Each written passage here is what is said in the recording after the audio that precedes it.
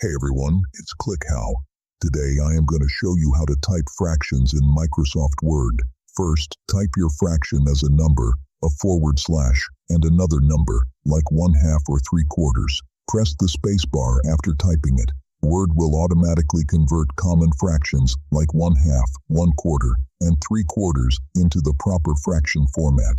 If Word doesn't convert it automatically, go to the Insert tab and click Equation. In the Equation Design tab that appears, click Fraction and choose the first option, Stacked Fraction. Click inside the top box and type your numerator. Then click the bottom box and type your denominator. Click outside the equation box when you are done. One important thing to know, the automatic conversion only works for a few common fractions like 1/2, 1/4, and 3/4. For any other fraction like 7/8 or 5/16, use the equation method instead. A quick tip: to turn off automatic fraction conversion, go to File, Options, Proofing, Autocorrect Options, click the Auto Format as you type tab, then uncheck Fractions equal 1/2 with fraction character, 1/2. If you found this helpful, make sure to hit that like button, subscribe, and ring that notification bell. Thanks for watching, and see you in the next video.